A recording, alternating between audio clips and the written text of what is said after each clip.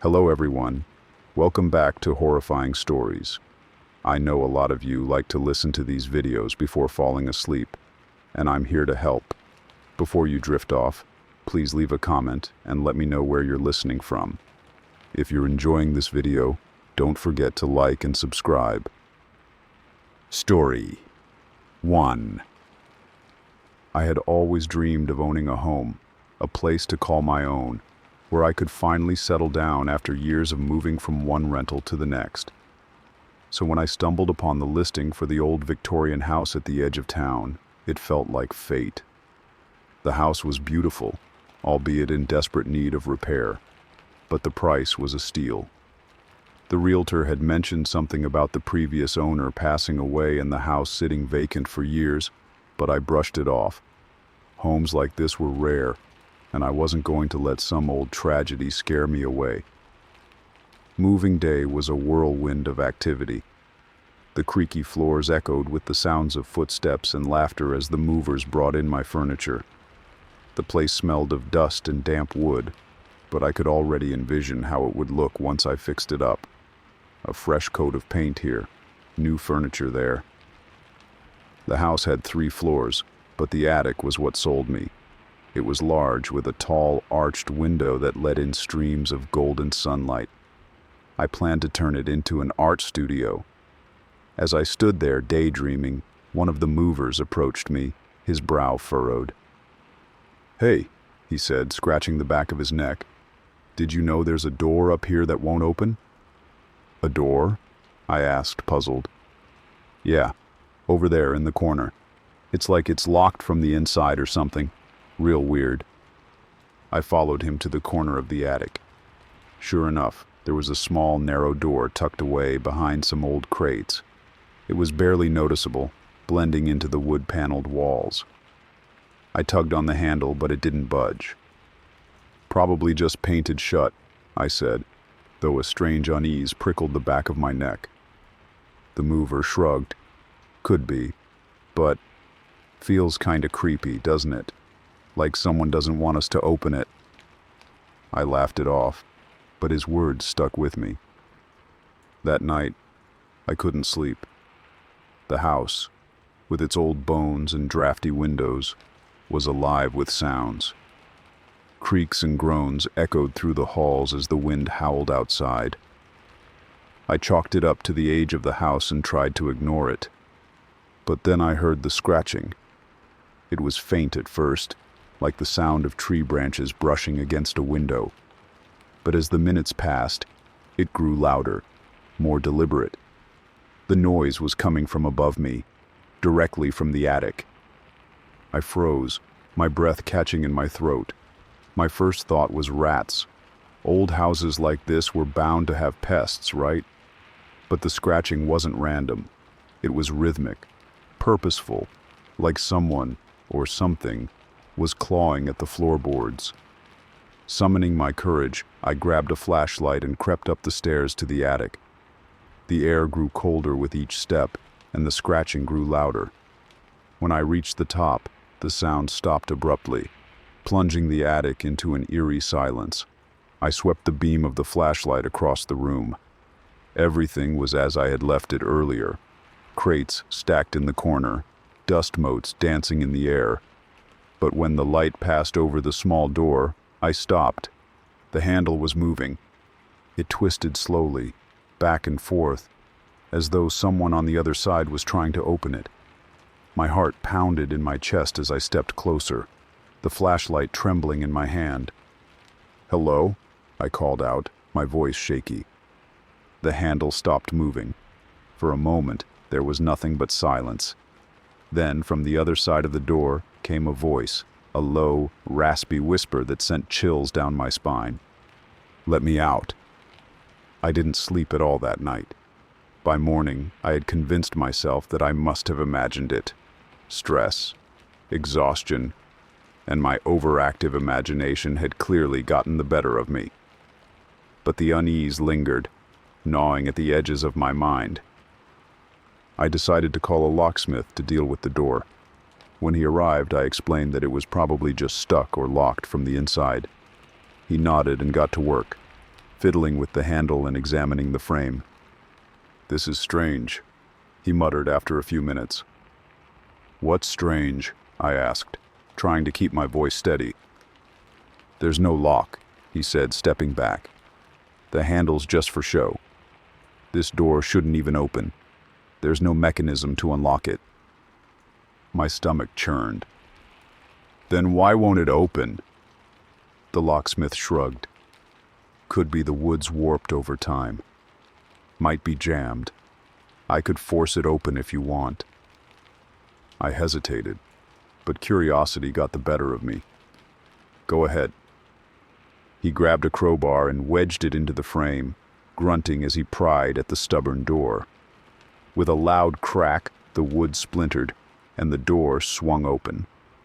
What lay beyond sent a wave of cold dread through me. The space behind the door wasn't a room at all. It was a narrow, dark passage that seemed to stretch endlessly into the shadows. The air that wafted out was icy and stale, carrying with it the faint scent of decay. The locksmith took a step back, his face pale. I've never seen anything like this." Neither had I.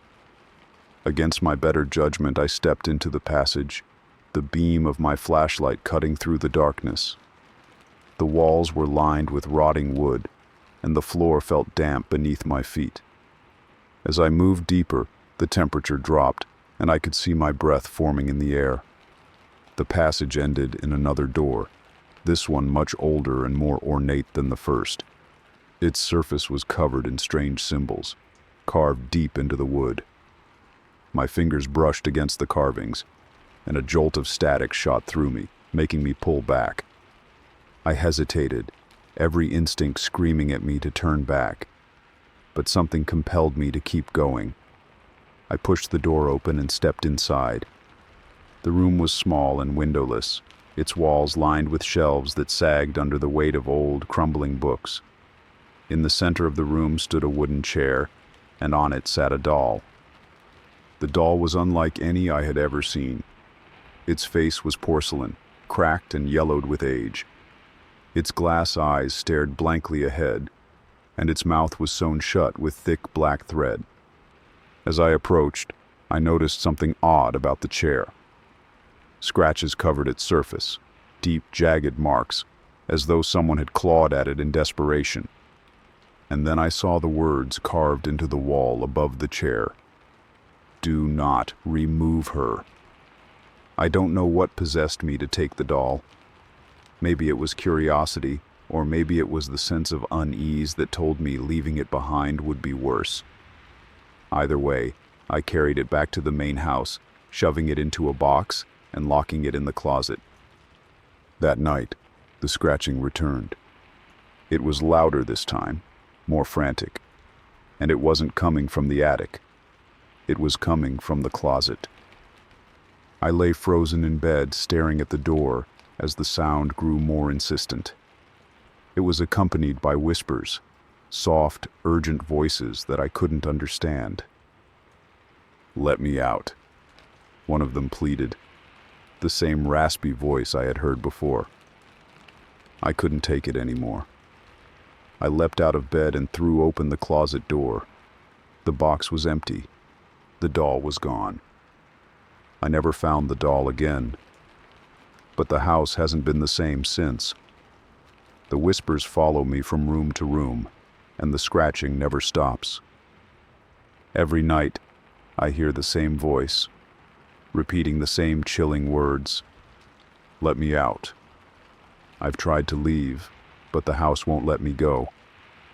The doors lock themselves, the windows refuse to open, and the shadows in the corners seem to watch my every move. I've come to realize the truth. The house was never meant to be mine. It belongs to her. And now, so do I. Story 2. They called it Whispering Hollow, a patch of dense, ancient woods just outside of town. The place had been the subject of campfire stories for generations, tales of hikers going missing, of strange voices calling out in the night. The locals said it wasn't the kind of place you wandered into on a whim. Those woods aren't normal, my uncle told me once when I was a kid. He had lived in the town his whole life and was full of superstitions. There's something in there that doesn't want to be found. I used to think he was just trying to scare me. But now, standing at the edge of those woods with nothing but a flashlight and a sense of dread, I wasn't so sure. The air here felt heavier, colder. The trees loomed like silent sentinels, their gnarled branches twisting together to form a canopy that blocked out the sun. A soft breeze rustled the leaves, carrying with it a faint, almost imperceptible sound. A whisper. "Are you sure about this?" my best friend Sarah asked, her voice trembling slightly. I nodded, though my hands tightened around the flashlight. "We'll just go in, find the old cabin, and come right back out. It's not like we're spending the night or anything." The cabin was the reason we were here. It was an old legend, one I'd heard about since I was a kid. Supposedly, a hermit had lived there decades ago, performing strange rituals and disappearing without a trace. Some said the cabin still stood, hidden deep within the hollow, though no one had seen it in years. Sarah wasn't convinced. "People don't come back from these woods, Nora. You know that, right?" I forced a smile. "We'll be fine. Just stick close." As we stepped into the forest, the whispers grew louder. The deeper we went, the quieter the world became. The sounds of the town, the distant hum of cars, the occasional bark of a dog, faded into nothingness. All that remained was the rustle of leaves underfoot and the soft, persistent murmurs that seemed to come from the trees themselves. At first, we followed a narrow dirt path that wound its way between the towering trunks, but as we pressed on, the path began to fade, swallowed by the undergrowth. "Are you sure we're going the right way?" Sarah asked, glancing over her shoulder. I hesitated. I had a map in my backpack, but it was old and hand-drawn, and the landmarks were vague at best. "I think so," I said, though my confidence was waning. The forest seemed to shift around us, the trees growing denser and the air growing colder. The whispers were louder now, an unintelligible chorus that seemed to echo from every direction. Then we found the footprints. They were faint, half hidden by leaves and dirt, but they were unmistakably human. They led off the path and into the thicker part of the woods. "Maybe someone else came this way," I said, more to convince myself than Sarah. "Or maybe we should turn back," she replied, her voice barely above a whisper. But I was already moving, following the prints deeper into the hollow. It was almost dusk when we found it. The cabin stood in a small clearing, its wooden walls warped with age and covered in moss. The roof sagged, and the windows were dark and empty. Something about it felt wrong. The air here was colder than it should have been, and the whispers that had followed us through the woods were almost deafening now. They weren't coming from the trees anymore. They were coming from the cabin. "Let's go," Sarah said, grabbing my arm. "We've seen it. That's enough." But I couldn't move. Something about the cabin held me in place, as though invisible threads were pulling me toward it. "I just want to look inside," I said, shaking off her grip. "Nora, no!" But I was already stepping onto the porch. The wood creaked under my weight, and the whispers grew louder, more insistent. My hand trembled as I reached for the door. It opened on its own. The inside of the cabin was dark, the air thick with the smell of mildew and something else. Something metallic, like blood. My flashlight illuminated a single room, empty except for a table in the center. On the table was a small leather-bound book. I stepped closer, my heart pounding. The book looked ancient, its cover cracked and stained. When I opened it, I realized it wasn't written in any language I recognized. The pages were filled with strange symbols and diagrams. some of which resembled the woods themselves. And then I heard it. A voice, clear and distinct among the whispers. "Leave." I stumbled back, dropping the book. Sarah was at the door, her face pale. "What happened?" "Someone's here," I said, my voice shaking.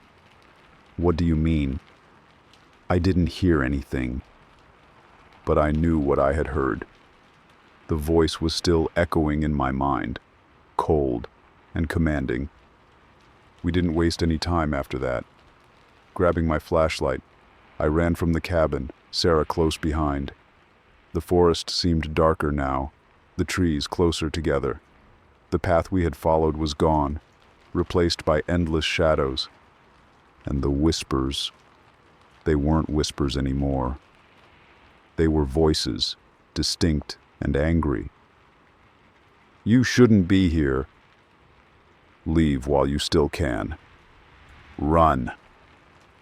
We ran, our breaths coming in ragged gasps. The voices grew louder, closer, until it felt like they were right behind us. Then, out of nowhere, Sarah screamed. I turned to see her on the ground, clutching her ankle. "I twisted it!" she cried, tears streaming down her face. The voices were deafening now, a cacophony of rage. I grabbed her arm, pulling her to her feet. "We have to keep moving." But as we stumbled through the woods, the realization hit me. We were lost. No matter which direction we went, we always seemed to end up back at the cabin. Its dark silhouette loomed through the trees, a constant reminder that we couldn't escape. "We're going in circles," Sarah said, her voice trembling. I didn't want to admit it, but she was right. The forest was playing tricks on us, leading us back to the place we were trying to escape. Desperation took hold.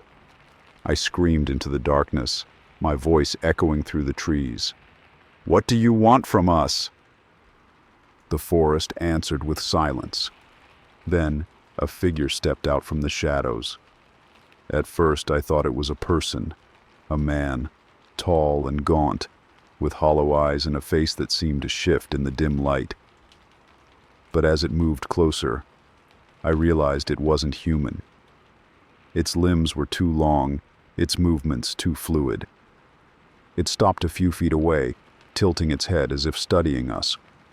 "Leave," it said, its voice a low, guttural growl. "We're trying," I shouted. The creature pointed toward the cabin. "You took something that does not belong to you." My stomach dropped as I remembered the book. I didn't hesitate. Sprinting back to the cabin, I grabbed the book from the table and threw it onto the ground outside. The creature watched silently as the book burst into flames, its pages curling and blackening in the fire. The whispers stopped. For a moment, the forest was completely still. Then, the creature stepped back into the shadows, its form dissolving into the darkness. When I turned around, the path was there. Sarah and I didn't look back as we ran, the woods finally releasing us from their grasp. Story 3. It started as an ordinary evening, one of those dull, quiet nights where the silence in your home becomes its own kind of company. I had just moved into a new apartment, a small but cozy space with beige walls and creaky wooden floors. It wasn't perfect, but it was mine, and I was determined to make it feel like home. That night, I was unpacking boxes in the bedroom. The apartment came furnished, and in the corner of the room was a tall, antique mirror. Its ornate, gold-trimmed frame was out of place among my plain furniture, but it added a certain charm to the otherwise bland room. The mirror was old, its surface slightly cloudy, with tiny scratches etched into the glass. I liked it at first. It made the room feel more sophisticated, like something from a different time. But as the hours passed, I found myself glancing at it more than I should have. Something about the mirror made me uneasy. I couldn't put my finger on it at first. Maybe it was the way the glass seemed to catch the dim light of the bedside lamp in strange flickering patterns. Or maybe it was the way my reflection felt. Delayed. It wasn't obvious, not enough to be certain, but every now and then, it seemed like my reflection moved a fraction of a second slower than I did. I laughed it off. I was just tired, I told myself. I'd been unpacking all day, and my mind was playing tricks on me. But then it happened again. I reached for a book to place on the nightstand, and as I turned back toward the mirror, I saw it. My reflection still standing there, staring at me. My breath hitched, and I froze. My hand, the real one, clenched the book tightly. Slowly, I looked at the mirror again. My reflection was normal now, mimicking my every move. But my heart was pounding, and my palms were slick with sweat. It was just a trick of the light, I told myself. Or maybe I was so focused on unpacking that my mind had conjured it up. But that didn't stop the feeling, the growing sense that the mirror wasn't just reflecting me. It was watching me. That night, I couldn't sleep. Every creak of the floorboards, every distant hum of traffic outside, made my skin crawl. The mirror sat across from the bed, its frame glinting faintly in the moonlight. I turned to face the wall, determined to ignore it. But I couldn't shake the feeling of being watched. Hours passed, and just as I was about to drift off, I heard it. A faint sound, like the rustling of fabric. I turned over slowly, my body stiff with fear. The room was quiet, the shadows long and still. The mirror stood where it always had, unchanged. But as I stared at it, my reflection seemed wrong. My face was there, my body, everything exactly as it should be. But my eyes, there was something different about them. They seemed darker, emptier, like they belonged to someone else entirely. "Stop it," I whispered, though I wasn't sure if I was talking to myself or the mirror. The reflection didn't answer, of course. It was just a mirror, an object. It couldn't hurt me. At least that's what I kept telling myself. The next day, I decided to cover the mirror. I didn't want to get rid of it. I wasn't ready to admit that something was wrong, but I couldn't bear to look at it anymore. I draped an old bedsheet over the frame, feeling a strange sense of relief as the glass disappeared from view.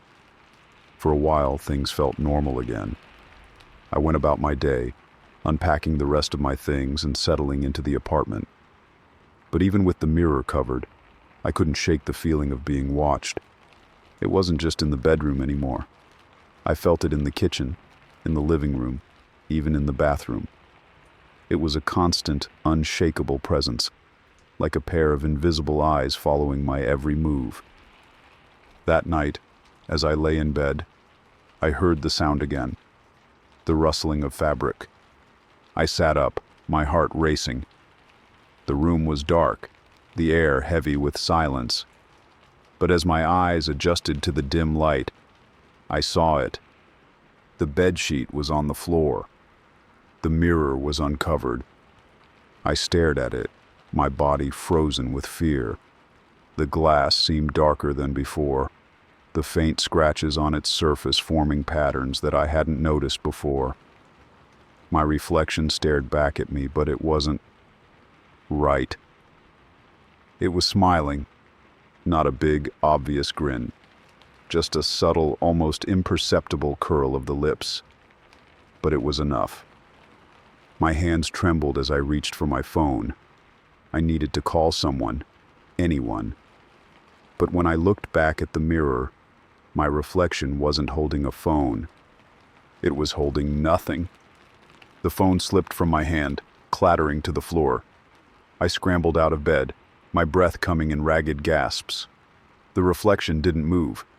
It just stood there, watching me with that faint, unnatural smile. "Who are you?" I whispered, my voice barely audible. The reflection tilted its head, as though considering the question. Then, slowly, it raised a hand and pointed at me. I didn't sleep that night. I couldn't. I sat in the corner of the room, as far from the mirror as possible, clutching my phone like a lifeline.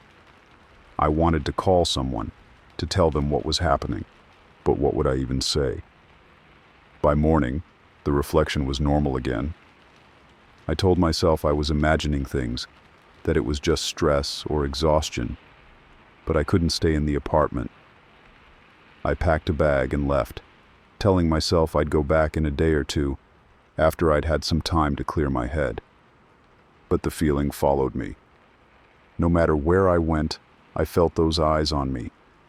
In the hotel room, in the cafe down the street, even in the park, surrounded by sunlight and people.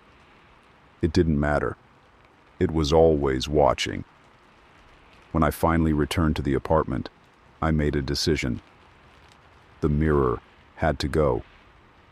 I grabbed a hammer from the toolbox and stood in front of the glass, my hands shaking. My reflection stared back at me, calm and unblinking. For a moment I hesitated. Then I swung the hammer. The sound of shattering glass echoed through the apartment, sharp and deafening. I expected relief, a sense of victory. But as the shards fell to the floor, I realized something was wrong. The reflection was still there. It wasn't in the glass anymore. It was in the frame, in the shards, in the air itself. It was everywhere. I stepped back from the shattered mirror, my heart pounding so hard I thought it would burst out of my chest. The shards of glass lay scattered across the floor, but my reflection, no, that thing pretending to be my reflection, was still there. Not in the mirror, not in the glass, but hovering in the jagged edges of reality, like it had been freed rather than destroyed. It moved now, no longer mirroring me, but acting on its own. The smile on its face widened into something grotesque, stretching far beyond what should have been possible. Its head tilted to one side, a slow, deliberate motion, as if mocking me for thinking I could escape it. "You can't get rid of me," it said. But the voice didn't come from the shards or the frame. It came from inside my head. "No," I whispered, my voice trembling. "No, no, no. This isn't real. You're not real." It laughed, a hollow, echoing sound that seemed to vibrate in my skull. "I've always been here," it said. "You've just never noticed. But now you've let me out." I stumbled back, desperate to get away, but my foot caught on one of the shards, slicing through my sock and into my skin. The pain was sharp and immediate, but I barely felt it over the growing panic clawing at my chest. The thing in the broken mirror didn't seem bound by the frame anymore. Its form rippled, shifting in and out of the shattered glass like a flickering flame. It stepped closer, or at least it appeared closer. The room felt smaller, the air heavier, as though it was pressing in on me from all sides. "Why are you doing this?" I shouted, my voice breaking. Its smile vanished, replaced by an expression that was almost curious. "Doing what?" it said, its head tilting again. "I'm not doing anything. I'm just here, watching, always watching." My blood ran cold. Its voice was calm, almost indifferent, as if none of this mattered to it. As if I didn't matter. I needed to get out. I didn't care about the apartment, about my things. I just needed to leave. I grabbed my keys from the nightstand and bolted for the door. My hands were shaking so badly that it took me 3 tries to unlock it, but finally I wrenched it open and stumbled into the hallway. The building was eerily quiet, the kind of silence that felt unnatural, like the air itself was holding its breath. I ran down the stairs, my footsteps echoing in the empty stairwell, and burst out into the street. The cool night air hit me like a slap, but it did little to calm my racing heart. I kept walking, then running, putting as much distance as I could between myself and that cursed apartment. I ended up at a diner a few blocks away, a 24-hour place with flickering neon lights and worn-out booths. It wasn't exactly comforting, but at least it was public. I slid into a booth near the window, my hands still trembling as I clutched the cup of coffee the waitress had placed in front of me. For a moment, I allowed myself to believe I was safe.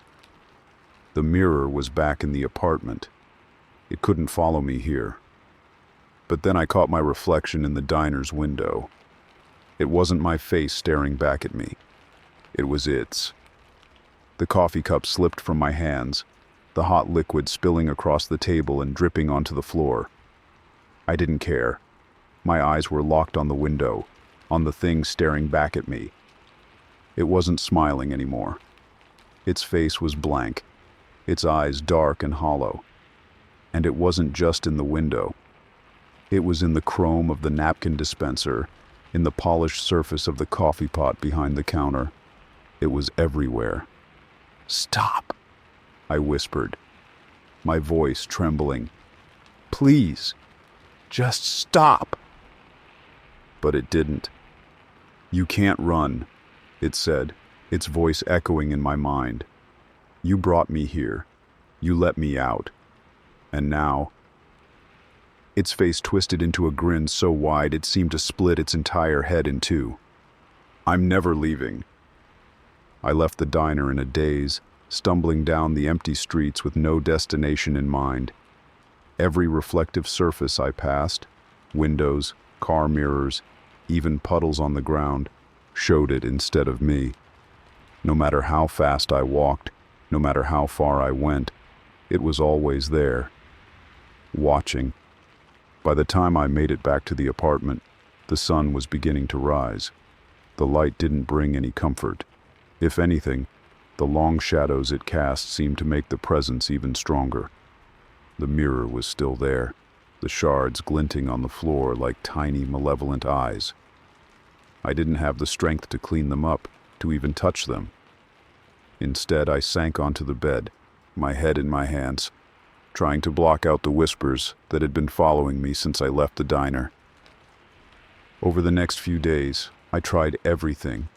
I covered every reflective surface in the apartment. I stopped looking into windows, avoided puddles, even got rid of my phone. But it didn't matter. The thing didn't need mirrors anymore.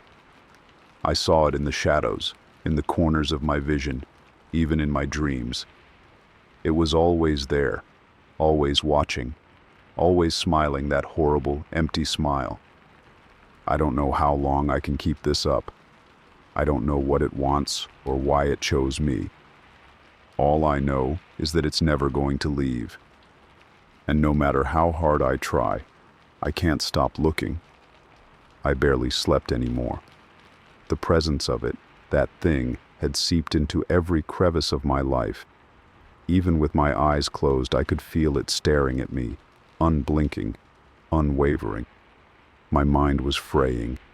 Days and nights blurred together, and I stopped keeping track of time. It didn't just haunt the reflective surfaces anymore. Sometimes I'd catch it standing in the doorway, a shadowy silhouette with those hollow, unblinking eyes.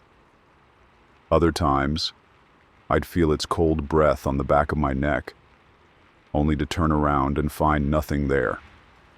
The whispers grew louder, more persistent. They weren't just in my head anymore. They were everywhere. Soft, sibilant murmurs, like the rustling of leaves on a windless night.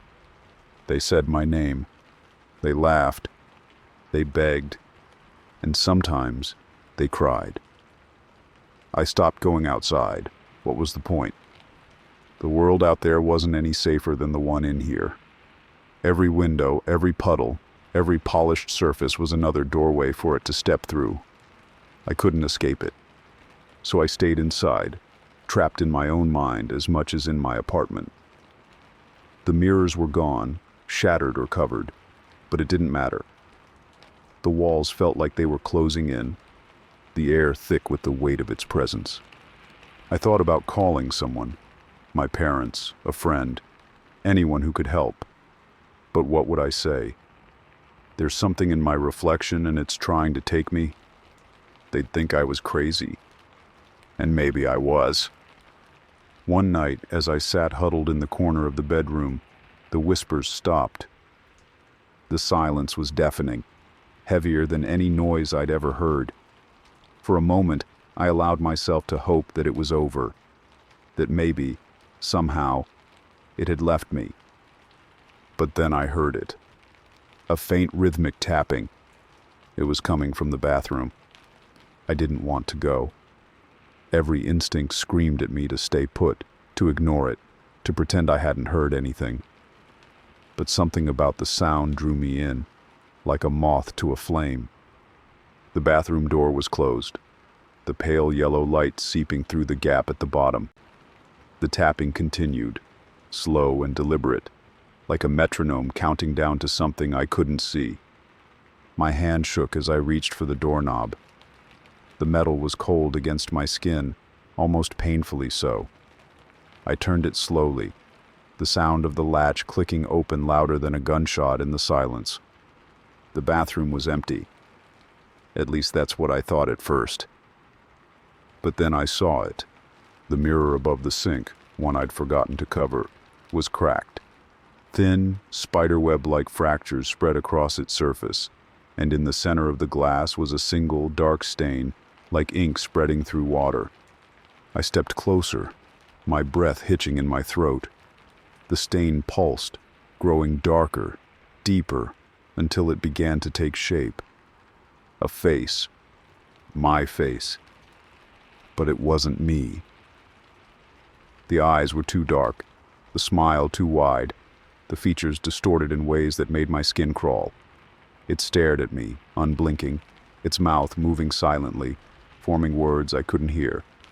Then, slowly, it raised a hand and pressed it against the glass. I stumbled back, my heart racing. But as I turned to leave, I felt it. Something cold and wet wrapping around my wrist. I looked down. A hand, pale and twisted, was reaching out of the mirror. I screamed, pulling away with all my strength, but the hand held firm. Its grip was like ice, freezing my skin and numbing my fingers. The reflection in the mirror grinned, its mouth stretching impossibly wide, as more of its body began to emerge from the glass. Its head came first, then its shoulders, then its arms. It wasn't just coming through the mirror, it was pulling me into it.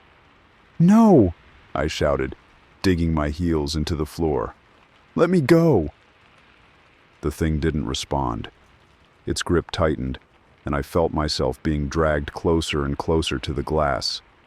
The surface rippled like water, dark and endless, and I knew, if it pulled me in, I wasn't coming back. With a surge of desperation, I grabbed the edge of the sink and pulled as hard as I could. The hand slipped, its claws raking across my skin, and I fell backward onto the floor. The mirror cracked even further, splinters of glass falling to the sink below. The thing in the reflection let out a sound, something between a growl and a scream, and for a moment it looked afraid. Then it vanished, the mirror shattering completely, leaving nothing but jagged shards and an empty frame. I lay there for what felt like hours, staring at the ceiling, my body trembling. My wrist throbbed where the hand had grabbed me, the skin pale and bruised. It was over. At least, that's what I wanted to believe. But deep down, I knew the truth. It wasn't gone. It was still watching, waiting. And one day, it would come back. Because no matter how far I run, no matter how many mirrors I shatter, I'll never escape it. It's not just in the reflections anymore. It's in me. Story 4. I never wanted to move back to my hometown.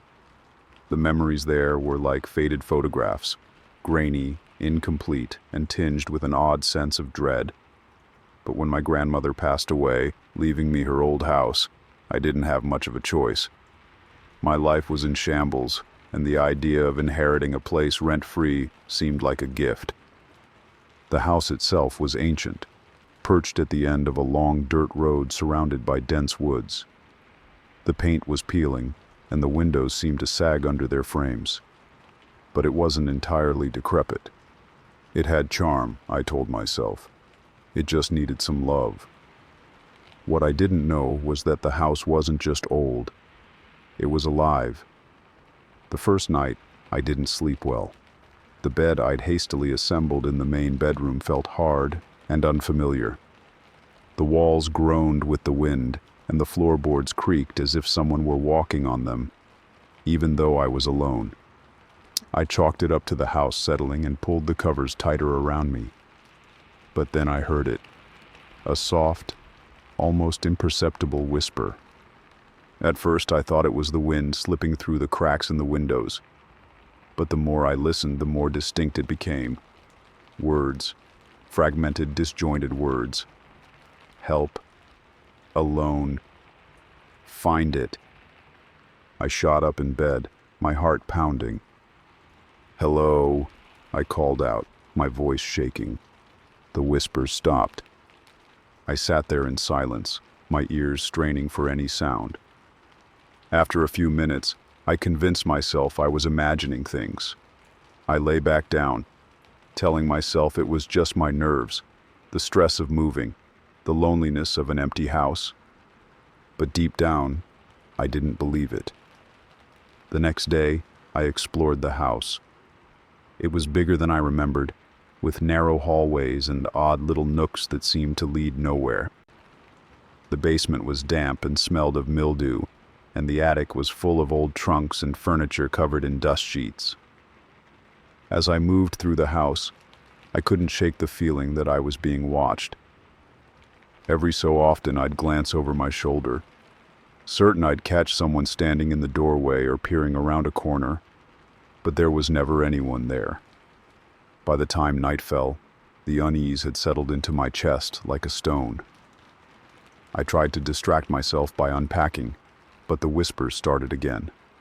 This time, they were louder. Why did you come back? I froze, the box of books slipping from my hands. The voice was faint but unmistakable. Who's there? I demanded, spinning around. No answer. Hello?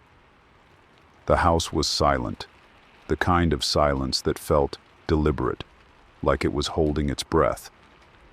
I shook my head, trying to push down the rising panic. It's just in your head, I muttered to myself. You're stressed. You're tired. That's all. But even as I said the words, I didn't believe them. The third night was worse. I woke up to the sound of footsteps. They were slow, deliberate, and impossibly loud in the stillness of the house. They started in the hallway, then moved closer, toward my room. I sat up, my breath coming in shallow gasps. The door was closed, but I could hear the footsteps stop just outside. "Who's there?" I whispered. No response. Then the doorknob began to turn. I bolted out of bed, grabbing the first thing I could find, a heavy lamp, and pressed myself against the wall. The knob turned fully, and the door creaked open. But there was no one there. The hallway was empty, the shadows stretching long and thin in the dim light. But the air felt wrong, heavy, oppressive, as if something unseen was standing just out of sight. I slammed the door shut and locked it, my hands trembling. That was when I saw it. A single word, scrawled in what looked like ash, on the inside of the door. Leave. I didn't sleep for the rest of the night. When morning finally came, I grabbed my keys and fled to the nearest town. I needed a break, a sense of normalcy, even if just for a few hours. At the diner, I struck up a conversation with an older woman who seemed friendly enough. When I mentioned the house, her expression darkened. "You're staying in the old Marston place?" she asked, her voice dropping to a whisper. "Yes," I said, suddenly feeling uneasy. "Why?" She glanced around, as if checking to see if anyone was listening, before leaning in closer. "That house," she said, her voice trembling. "It's not right. Always been strange, ever since your grandmother moved in.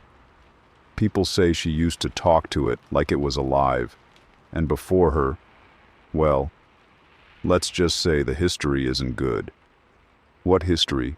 I pressed, but she just shook her head, muttering something about how some things are better left alone. When I returned to the house, I found the front door wide open. I was certain I'd locked it before I left. Steeling myself, I stepped inside. The air was colder than before, and the faint smell of ash lingered in the air. "Who's here?" I called out, my voice echoing through the empty halls. No answer. But then I noticed something. The dust on the floor, undisturbed for years, now bore the imprint of footsteps. They led from the front door, through the living room, and up the stairs, to my bedroom. I followed them, my heart pounding so loudly I could barely hear my own thoughts. When I reached the bedroom, the door was ajar. Inside, the walls were covered in writing. Words, phrases, sentences, all scrawled in the same ashen substance. "Help me. Don't leave me alone. It's watching. Run."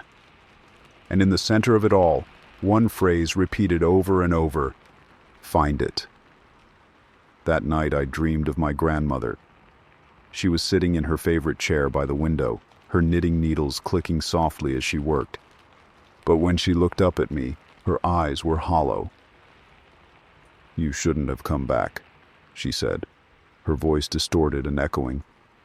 "Why?" I asked, tears streaming down my face. "What's happening? What does the house want?" She didn't answer. Instead, she pointed to the attic.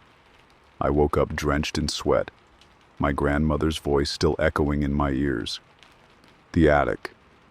I didn't want to go up there. Every instinct screamed at me to stay away, but I knew I didn't have a choice. Armed with a flashlight, I climbed the narrow staircase to the attic. The air grew colder with each step, and the whispers grew louder, more insistent. When I reached the top, I saw it. An old trunk, pushed into the corner, its surface covered in dust and cobwebs. The whispers stopped as I approached it, replaced by a heavy, expectant silence. My hands trembled as I opened the trunk. Inside was a single object, a small, leather-bound book. The moment I touched it, the house seemed to exhale, the walls groaning and the air shifting around me. The book was filled with strange symbols, drawings, and notes in my grandmother's handwriting. At the very end, there was a single sentence: "The house feeds on fear. Don't let it win." I don't know what the house is, or why it's here, but I do know one thing. It won't let me leave. Not yet, because the whispers have stopped now, and something far worse has taken their place. The house no longer whispered, it roared. That night, the stillness in the air was replaced by a deep, guttural hum that seemed to resonate through the very bones of the building. The walls trembled, the floorboards groaned, and shadows moved where there shouldn't have been any light to cast them. It was as if the house had awakened, and its hunger was palpable. I sat in the corner of my bedroom, clutching the leather-bound book to my chest like a shield. My grandmother's words echoed in my mind. The house feeds on fear.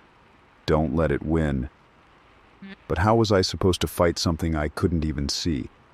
The symbols in the book blurred together as I flipped through the pages, desperate for an answer.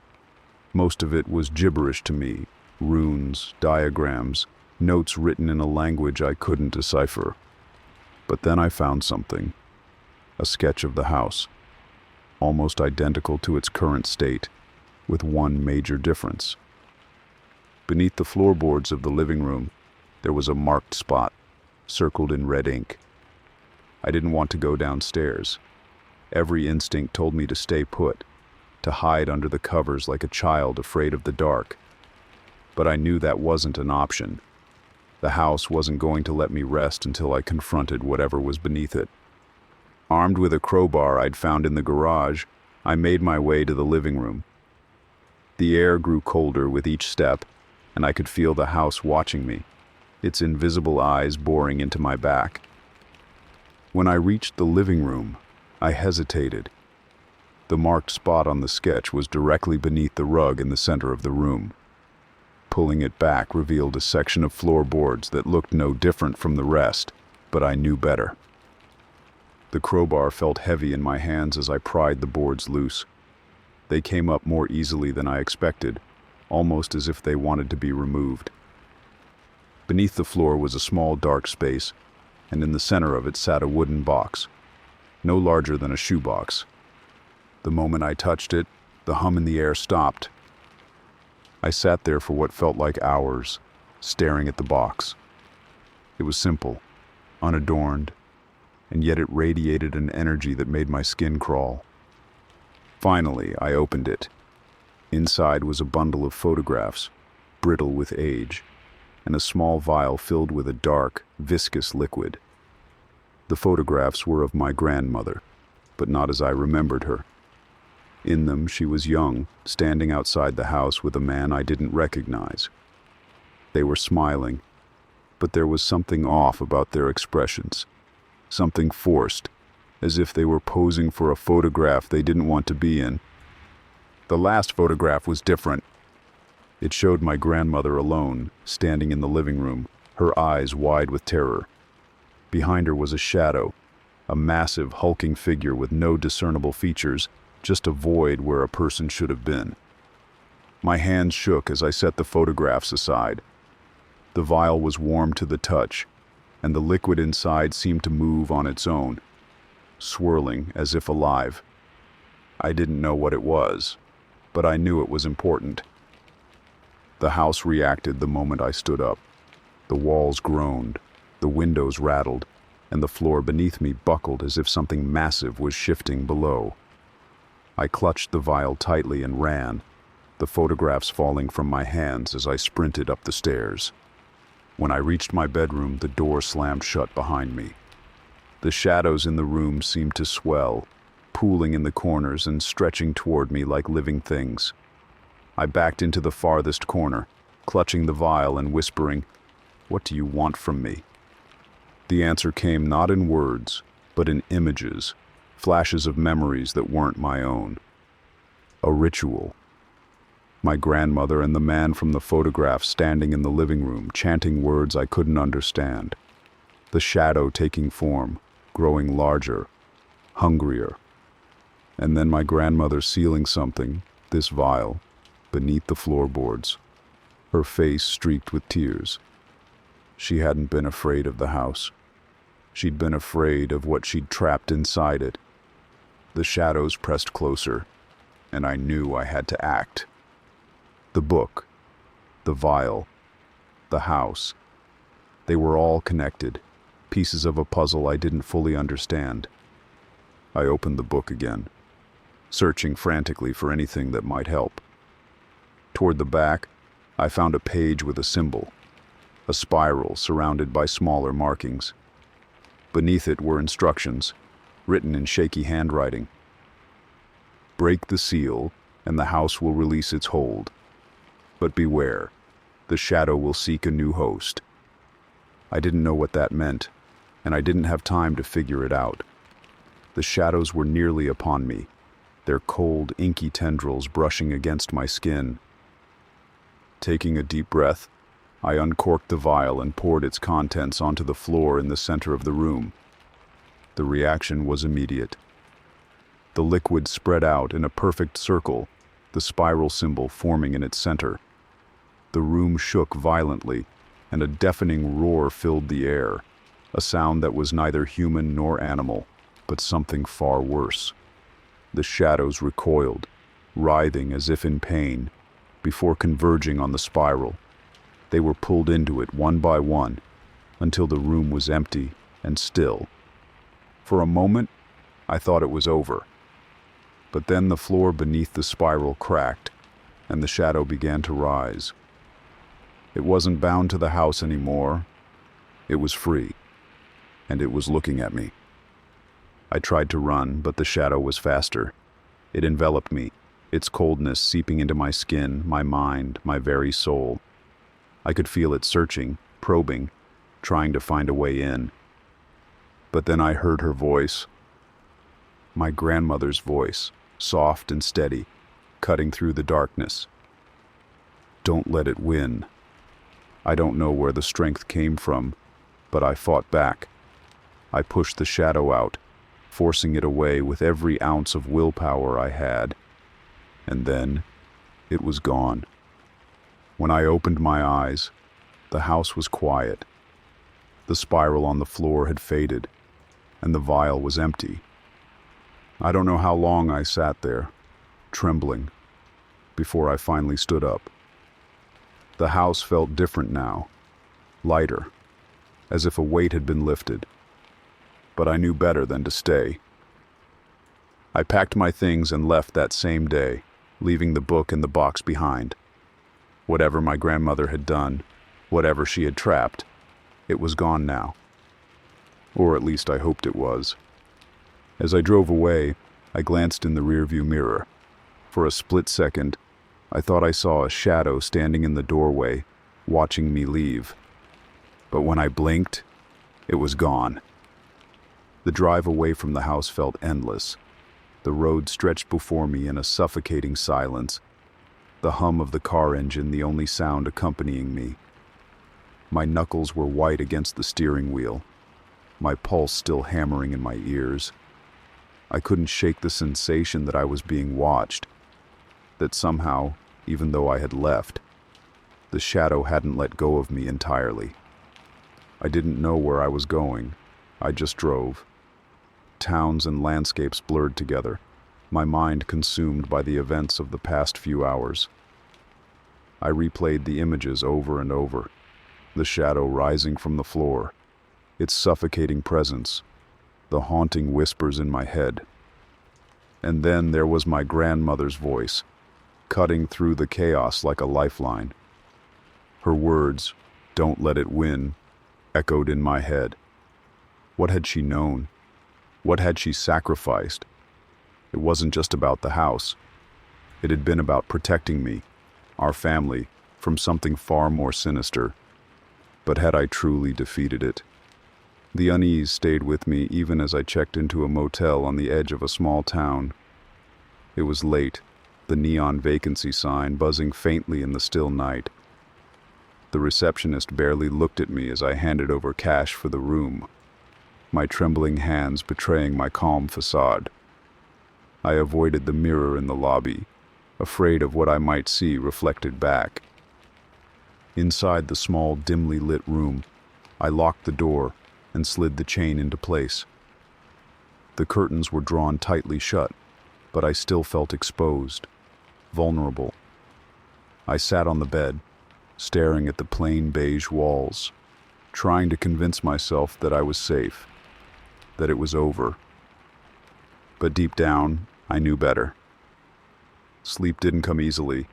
Every time I closed my eyes, I saw it, the shadow looming over me, its formless body pressing against my chest. My breathing quickened, and I bolted upright, drenched in sweat. The room was silent, but the air felt heavy, oppressive. I turned on the bedside lamp, the warm light casting long shadows across the room. My eyes flicked to the corner, and my heart stopped. For a moment I thought I saw it, just a flicker of movement, a distortion in the darkness. But when I blinked, It was gone. I told myself it was my imagination, a remnant of the fear that had gripped me in the house. But the feeling of being watched was unrelenting. The next morning, I decided to call my mother. She had always refused to talk about my grandmother or the house, brushing off my questions with vague answers or changing the subject. But now, I needed answers. I needed to know the truth. The phone rang several times before she picked up, her voice groggy with sleep. "Hello?" "Mom, it's me," I said, my voice trembling. "I need to ask you something about Grandma, about the house." There was a long pause, and when she finally spoke, her tone was wary. "What about it?" I told her everything. Finding the book, the shadow, the vial, and the symbols. The words tumbled out in a rush, my desperation evident. When I finished, there was only silence on the other end. "Mom," I prompted, my chest tightening. "You shouldn't have gone there," she said finally, her voice barely above a whisper. "I told you to stay away." "Why? What aren't you telling me?" I demanded. Her sigh was heavy, laden with years of unspoken pain. "Your grandmother, she made a deal, a long time ago, before you were born. The house wasn't always like that. It was alive in a way, yes, but it wasn't malicious. Not until she brought something into it." "What kind of deal?" I asked, dread coiling in my stomach. "She wanted to protect the family," my mother explained, her voice cracking. "After your grandfather died, she became obsessed with the idea that something would happen to the rest of us. She found something, a way to ensure our safety, but it came with a price." "What price?" "She had to feed it, the house, the thing inside it. It needed fear, pain, sacrifice. At first, she gave it small things, offerings, symbols. But over time, it demanded more. People." Her voice broke, and I could hear her trying to hold back tears. "She regretted it, but by then it was too late. She sealed it away, thinking she could stop it, but it was always waiting." "And now?" I whispered, my hands shaking. "Is it still waiting?" My mother didn't answer right away. When she did, her words chilled me to the core. "It won't stop until it finds what it's looking for." I ended the call and sat in stunned silence. The shadow wasn't gone. It had followed me, and it was waiting, for me, or for something else. I didn't know how to fight it, and I didn't know if I could. But I knew one thing for certain. I couldn't run from it forever. That night, I sat in the motel room with the lights on, the book on the table in front of me. I'd taken it from the house without even realizing it, and now it seemed to hum with a faint energy, as if it were alive. The symbols on the pages seemed to shift when I looked at them, their meanings just out of reach. I had a choice. I could leave the book, try to forget everything, and hope the shadow wouldn't follow me. Or I could confront it, try to finish what my grandmother had started. The decision wasn't easy, but I knew what I had to do. I wasn't going to let it win. As the hours passed, I began to prepare. I didn't know if I had the strength to face the shadow, but I wasn't going to go down without a fight. And as the shadows in the corners of the room began to stir, I whispered to myself the words my grandmother had left me with. "Don't let it win."